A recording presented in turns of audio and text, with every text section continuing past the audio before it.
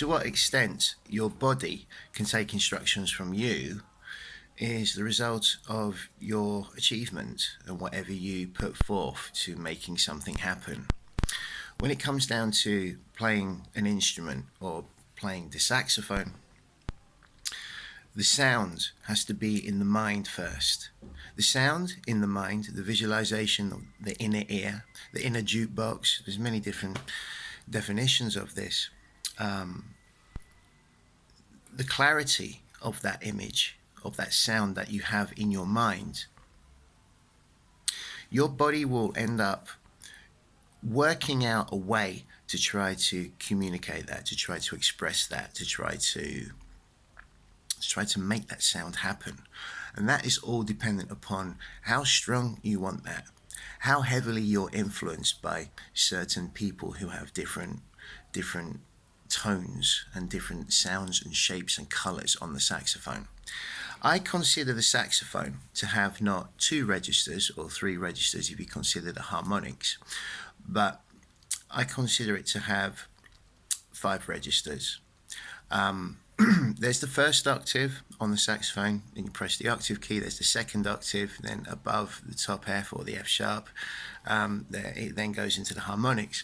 But I kind of consider it more broken down. Bottom B flat to G in your right hand in the first octave, then G to as high as you can go without pressing the octave key down, the second range. So it's the first range, the second range. That's the second range would be with your left hand. The first range would be with your right hand. Then the moment you press the octave key from overblown B flat to G again, that would be the third range, and then the fourth range would be from G up to top F or top F sharp, depending on what notes are possible. Fingered notes are possible on your saxophone. That would be the fourth range. Then above that, you go into the harmonics, which I consider as the fifth range. This is just my way of seeing it, of visualizing the different qualities you can get out of the horn for sound and tone manipulation. Because the way how I see it and the way how I feel it is that each different one of these ranges and areas within the 2 octaves, fingered octaves, these ranges, they have different qualities, they have different personalities on the saxophone, and these different qualities, you can explore them, and your mouth and understanding of the actual mouthpiece and the reed with the understanding of the physicality of your embouchure, your velocity of breathing, your phrasing, you can kind of manipulate and adapt yourself around this object to make sounds that initially come from how you hear it in here, how you can visualize yourself making this tone. Because tone is one of the most important things. It really is. I'd say it's the most important thing on an instrument, one's tone. You can play one note and it can fill a room, and everybody can just stop their thoughts for a second, stop what they're doing for a second, and just go, wow, what was that? That was amazing. It was a note. What note was it? I have no idea what note that was in relation to the harmony or the context of the piece, but all I know is that I'm listening to a sound that is moving me. And that's the point. I think that's the point of playing any musical instrument, really. Doesn't matter what it is, whether it's trumpet, trombone, piano, a string instrument, percussion instrument, the voice. It's the initial sound that we first hear. It's not so much the concept, the theory, all that jargon, but it's the tone. And I really do feel that it's something that people often neglect when they're learning. They want to get the notes down, they want to get the fluency down, they want to get the accuracy down, they want to get all the language down, they want to get all the right, correct facility that the body can apply, that the body can then do in action. But where's the tone? Where's the tone? Where's the support? Where's the reason? Where's the initiative behind the lines? Where that should be the fuel, no? That should be the fuel. I mean, the fuel behind any line that you play should come from, how your sound, the tones, the shapes, the colours of your sound, the sound manipulation around the mouthpiece. It's like saying one sentence. It's like saying, a really deep, profound, meaningful sentence or statement. Something like, I love you, right? I love you. You can say that in so many ways. You can go, yeah, I love you. Or you can say, I love you, with full integrity. It's saying one thing, but how many ways can you express it? When I was in the Guildhall School of Music and Drama many moon ago, one of the joys of being in that environment was that I was in this school with drama students, really, really, really studious and very serious drama students.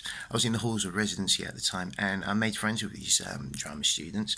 And one day, I went round to one of their flats, and they were all discussing how to pick up an apple off a corner of a table. And I thought it was so interesting because they had to come up with 10 different ways of how to pick up an apple from the corner of a table. And I thought, wow, that's just it. That's just it. So we can take one line, one lick, even just one scale, ascending or descending. How many times, how many different ways can you express that? How many different ways can you tell a story in one note or in just one phrase? How many different ways can you articulate it? How many ways can you phrase it? How many different intentions can you give to that? So I don't really ever consider the saxophone as just an instrument that just has two fingered octaves and then there's the harmonics on top. I consider it as 4 ranges, 2 within each octave, and then there's the harmonics on top of that, so it's 5 ranges, and each one has different qualities. Each one is like a different person. It has a different personality, and you kind of meet it halfway. You understand the nature of your instrument, and you meet it halfway, and you build something, a relationship within these ranges of the instrument. And that in itself, and the tone that you develop in within these ranges, and the articulation and the phrasing that you can develop within the range of these 2 octaves on the instrument, you can use them to inspire your lines, as opposed to something that I see very often is that saxophone players, they're inspired to play lines by a theoretical concept as opposed to a tonal virtuosity. So when I listen to people who are great saxophone players of the past, people like Stan Getz, Jan Garbarek, who's still around, of course, Dewey Redman, Michael Brecker, John Coltrane, Ben Webster, Zoot Sims, Bob Berg, Joe Lovano, so many. There's so many of them. So many of them. They're all playing the same instrument, but they all sound different. They've all got their own voice, and the same on alto saxophone as well.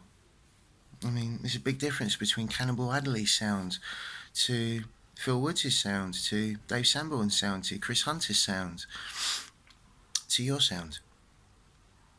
And once we have the fundamental picture of this sound in mind, and we're so passionate about wanting to produce that sound, that's obviously is going to come from our influences, and we're going to be influenced by certain other people's tone and phrasing.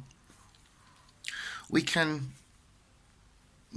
make our own recipe with that, and we can build our own approach to that. I think tone development and production of sounds is seriously one of the most important things that we could practice and continue to practice. And it's ever evolving as well. It's ever evolving. Why? Because we are.